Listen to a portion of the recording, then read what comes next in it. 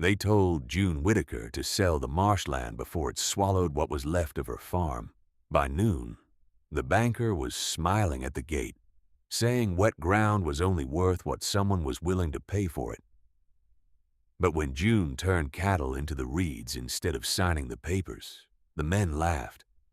They did not know her husband had written down what was buried under that marsh. Carl Haines came on a gray Monday morning with clean shoes, a dark coat, and a folder tucked under one arm. June saw him from the kitchen window before he knocked. She knew men like Carl did not drive 7 miles down a rutted farm road unless there was something they wanted. The South Marsh lay beyond the lower pasture, a wide, wet stretch of reeds, mud, cattails, and standing water. Most people in the county called it useless. Some called it mosquito ground. Carl called it a burden. He sat at June's kitchen table and slid the offer across the oilcloth. "It's fair for land in that condition," he said. June did not touch the paper. The number was low. Low enough to insult her. High enough to tempt a widow with 2 late tax bills and a hay invoice she had not yet paid. Carl folded his hands. "June, I'm not here to pressure you." That was how she knew he was. He looked toward the window where the marsh grass bent under the wind. Wet land eats money. Fencing, drainage, taxes, liability.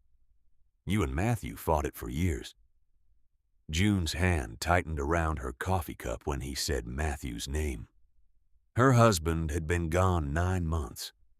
Long enough for neighbors to stop bringing casseroles. Not long enough for his boots by the mudroom door to stop looking like he might come back for them. Carl softened his voice. "This offer lets you breathe." Before June could answer, Dale Mercer's truck rolled into the yard. Roy Bannon came with him. They had heard the banker was visiting. Men in small towns always heard when someone else's land was being discussed. Dale looked over the offer and whistled through his teeth. "For the marsh, June? I'd take it." Roy nodded. "That ground's nothing but water and snakes. Matthew tried everything with it." Carl gave a small smile, the kind that never reached his eyes. June looked down at the paper. There was a pen beside it. All she had to do was sign. But one sentence kept pushing up from memory. "Do not sell wet years." Matthew had written it in his green ledger. June stood. "I need a week." Carl's smile stayed polite. "A week won't dry the marsh." "No," June said. "But it might help me remember what my husband knew." If you've ever seen someone pressured to sell land before the truth came out, drop your city in the comments. I want to know where you're watching from. That night, June took Matthew's green ledger from the cedar chest at the foot of their bed. It was wrapped in a flour sack, tied with twine, and stained at the corners from years of being carried in coat pockets and tractor boxes. Matthew had never trusted memory alone. He wrote down rainfall, fence repairs, calving dates, which gate sagged, which ditch backed up, which field lied in spring and told the truth in August. June opened to the South Marsh section. The pages were warped from damp air. Matthew's handwriting leaned hard to the right, as if every word was trying to get somewhere before the rain came. South Marsh is not dead ground. Stone drain runs under reed bed to old spillway. Outflow blocked near willow stump. Do not sell wet years. June read it once, then again. Then she turned back 3 pages and found a rough map. Matthew had drawn the reed bed, the willow stump, the low cattle crossing, and a line of dots running beneath the marsh grass toward the creek. A stone drain, not a ditch, not a pipe. An old stone drain laid before either of them were born. June remembered Matthew talking about it in dry summers. He believed the marsh had once been controlled pasture, not dead ground. He said water was not the enemy. Water going nowhere was. But the reeds had grown thick. The outflow had clogged. The farm had needed money elsewhere. Then Matthew got sick, and the marsh stayed wet. June sat at the table until the lamp burned low. Carl Haines had called the land worthless. But if Matthew was right, Carl's offer was not kindness. It was timing. The next morning, June moved the cattle. Not all of them. Just 12 head from the lower pasture, the ones calm enough to follow a bucket and heavy enough to press paths through reeds without panicking. She ran temporary wire along the high edge of the marsh. She set salt near the reed bed. She opened the gate. Dale Mercer saw her from the road and stopped so fast his truck rocked. "June," he called, "what are you doing?" "Grazing." "In the marsh?" "Along the edge." Roy, who had pulled in behind him, laughed. "Now I've seen it. Banker offers cash and she sends cows into mosquito ground." June lifted the wire and let the first red cow step through. The ground took the hoof but did not swallow it. The cow lowered her head and began tearing at the reeds. June watched the way Matthew had taught her to watch. Not at the backs of the cattle, at their feet. They avoided the black mud. They followed the higher strips. They found firmness where June could not see it under the grass. Dale shook his head. "You'll lose one in there." "No," June said. "You don't know that." June looked toward the willow stump at the far edge. Matthew did. The cattle worked the marsh for 3 days. June moved the salt, shifted the wire, kept them on the high ground. Never long enough to churn the soil, never deep enough to bog them. The reeds thinned, the cattails broke. Paths opened where there had only been green walls before. On the 4th morning, June saw the first stone. It was not dramatic, just a flat gray edge beneath trampled grass half covered in mud. She knelt and scraped around it with her fingers. Another stone sat beside it, then another. Not random, set. Matthew's map had a dotted line there. June's throat tightened. She took the ledger from her coat and checked the drawing. Low crossing, reed bed, stone line, willow stump. The cattle had not found treasure. They had opened a path to work someone had buried under neglect. If your family ever kept drainage maps, field ledgers, old deeds, or notes about land people called worthless, tell me about it below. Sometimes the proof is not gone. It is just waiting under grass, mud, and years of nobody looking. Carl came back on Friday. He did not come alone. He brought the folder again, and this time he wore boots. That made June trust him even less. Dale and Roy came too. People liked to stand near decisions when they did not have to live with them. Carl looked toward the cattle path through the reeds. "I heard you were running animals in the marsh." "Along the edge," June said. "That's risky." "So is selling too fast." Carl's smile thinned. "June, wet land does not become good land because cattle walked over it." "No," she said, "but cattle can show you where the ground still holds." Roy snorted. Dale did not laugh this time. He was looking at the stones. June walked past them with a shovel. The cattle had opened a narrow trail toward the willow stump Matthew marked on the map. The stump was old, split down the middle, half swallowed by reeds. The ground near it was wetter, darker, but the cattle had stepped around one side in a curved line. June followed that curve. She cut away reeds, pulled mud by hand, dug carefully. Carl stood behind her with his arms crossed. "You're going to prove value with a shovel?" June did not answer. The shovel struck stone. A flat sound. Not root, not clay. Stone. June dropped to her knees and cleared with both hands. A rectangular cap appeared, green with moss and black mud at the seams. Dale stepped closer. "What is that?"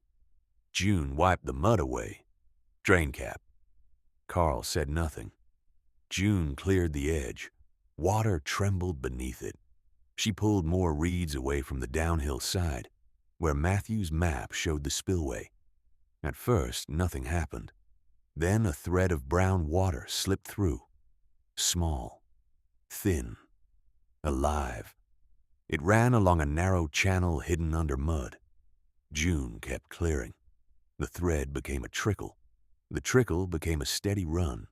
Water moved where everyone had said the land was dead. Roy took off his cap. Dale whispered, "Well, I'll be." Carl looked toward the folder under his arm. For the first time since June had known him, he seemed to wish he had left it in the car.